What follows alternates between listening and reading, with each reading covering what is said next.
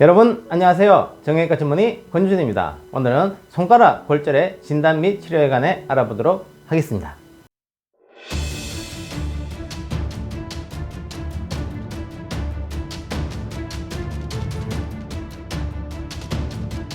손가락에는 엄지손가락에는 근위지골, 원위지골 두 개가 있고요. 나머지 손가락은 세 마디가 있습니다. 근위지골, 중지골, 원위지골이 있는데 여기에서 발생하는 골절을 말하겠습니다. 진단으로는 엑스레이로 쉽게 진단이 가능하겠습니다. 치료로는 손가락 골절의 위치, 중등도, 전이 정도, 뼈가 얼마나 어긋났냐에 따라서 첫 번째로 부목 고정으로 치료할 수가 있고요. 두 번째로는 심할 때에는 수술적 치료를 하기도 하겠습니다. 역학을 살펴보도록 하겠습니다. 손가락 골절의 빈도로는 모든 골절의 10%를 차지하는 근골격계 골절 중에서 가장 흔한 것으로 되어 있습니다. 남녀 비로는 남자에게서 2대 1로 더 많은 것으로 되어 있고요. 손가락 골절의 발생 빈도로서는 가장 끝에 원위지골, 그 다음에 중지골, 근위지골 이 순서대로 손가락 골절이 흔히 발생하겠습니다. 5개의 손가락 중에서 가장 많이 발생하는 손가락은 5번째 손가락으로 전체에서 약 38%에서 발생하겠습니다. 손가락 골절의 원인을 살펴보도록 하겠습니다. 손상 기전 혹은 흔한 원인으로서는 나이에 따라서 좀 다를 수가 있는데요. 10에서 29세까지 젊은 층에서는 스포츠 손상에 의해서 손가락 골절이 많이 발생하고요.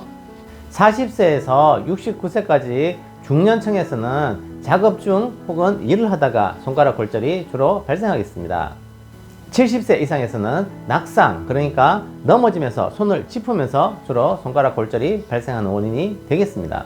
동반 손상으로서 원위지골, 손가락 끝마디 골절일 때는 손톱 손상 혹은 손톱 뿌리 손상이 동반되는 경우도 많이 있겠습니다. 손가락 여러 마디 중에서 원위지골, 그러니까 가장 끝마디 뼈의 모양에 대해서 살펴보도록 하겠습니다. 가장 끝마디 뼈는 맨 끝에 부분이 이렇게 동그랗게 되어 있는 터프트를 하고 또 가운데 부분을 간부, 관절 쪽 부분을 기저부 혹은 베이스라 하겠습니다. 중지골과 근위지골의 해부학을 살펴보게 되면 가장 끝부분을 두부, 그러니까 머리 부분이라 그러고 머리보다 약간 아래쪽 그것을 경부 혹은 목 부분이라 그러겠습니다. 그리고 가운데 부분을 간부, 그리고 이쪽 아래쪽 관절 쪽을 기저부, 이렇게 모양을 나누도록 하겠습니다. 근위지골의 골절 분류에서 보면 두부골절, 가장 끝부분의 골절에 따라서 타입 1, 2, 3로 나눌 수 있는데요. 타입 1은 비전이 골절, 뼈가 어긋나지 않고 근만 가 있는 상태를 타입 1이라고 그러고요. 타입 2는 머리 부분, 요 부분이 관절 부분이 세로로 이렇게 골절되어서 살짝 어긋난 거, 그것을 불안정성 골절이라 하겠습니다. 타입 3는 이 머리 부분이 양쪽으로 이렇게 부러지면서 여러가지 뼈 조각이 있는 가장 불안정성이 큰 골절로 나눌 수가 있겠습니다. 근위지골의 경부와 간부 골절, 가운데 부분에 대한 골절을 형태를 나누게 되면 짧은 사선 골절, 이렇게 살짝 비스듬히 골절된 경우도 있고요. 긴 사선 골절이 있습니다. 이게 비스듬히 길게 부러진 게 있고요. 그 다음에 나선형 골절이 있습니다. 나선형 골절이라는 것은 주로 이렇게 비틀리는 힘에 의해서 이렇게 삥 돌아가면서 살짝 휘면서 이렇게 나선형으로 이렇게 길게 부러지는 것을 나선형 골절이라 하겠습니다. 그리고 수평으로 골절된 그런 형태도 있을 수가 있겠습니다. 근위지골의 기저부 골절, 관절에 가까운 쪽의 골절로서는 관절 외 골절, 관절이 포함되지 않은 골절과 관절 내 골절, 관절이 포함된 골절, 이렇게 나눌 수가 있겠습니다.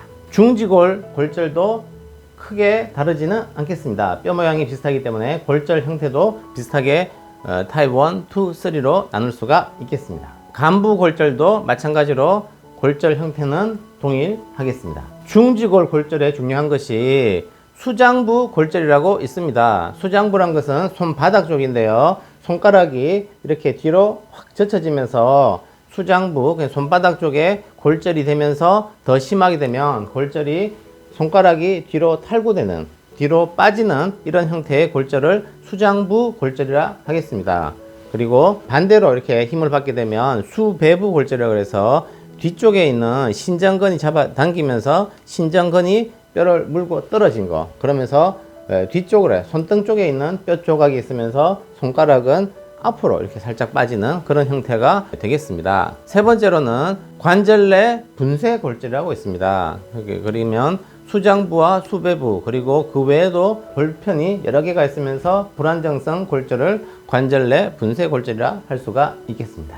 원위시골, 그러니까 손가락 끝마디의 골절이 손가락 전체에서 가장 흔한 골절인데요. 손가락 끝마디의 골절을 터프트 골절, 그러니까 원위지골 중에서도 가장 끝쪽에 이렇게 부러진 것을 터프트 말단부 골절이라 하고요. 말단부 골절일 때는 주로 어디 기계에 끼인다든가 차문에 끼인다든가 문을 세게 닫다가 문에 끼인다든가 했을 때 주로 발생하는데, 그런 것을 앞괴 손상이라 그러고요. 이럴 때는 손톱 혹은 손톱 뿌리 손상이 동반될 가능성이 높겠습니다.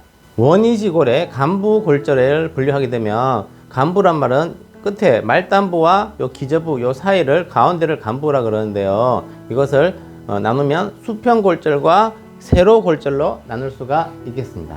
원위시골의 기저부 골절을 나누게 되면 수장부 골절, 그러니까 수장부란 말은 손바닥 쪽에 뼈 조각이 이렇게 떨어지는 골절인데요. 이런 경우에는 이 수장부 쪽에 굴곡근이 부착을 하게 됩니다. 굴곡근이란 말은 전완부에서 근육이 가서 손가락 끝마디까지 달라붙습니다. 그래서 근육이 수축하게 되면 손가락이 이렇게 구부러지는 그런 역할을 하는데, 예를 들면 뭐 실내 암장이나 암벽 등반을 하면서 손가락 힘을 너무 많이 주다가 힘을 뚝 주게 되면 손가락 굴곡근이 이 뼈를 물고 떨어지는 경우, 이런 경우에 수장부 골절이 발생할 수가 있겠습니다.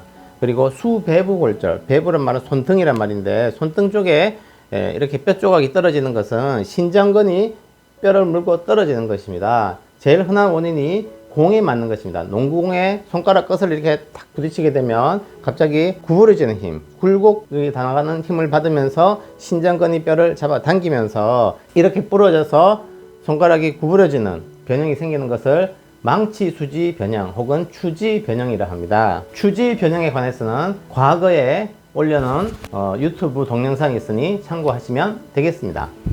소아, 그러니까 성장이 끝나지 않은 나이에 손가락이 부러지는 거, 이것을 성장판 골절이 있습니다. 이것을 시모아 골절을 하는데, 다른 말로 성장판 골절이 있겠습니다. 지금까지 시청해 주셔서 감사드립니다. 다음에도 더 좋은 영상으로 여러분들께 인사드리겠습니다.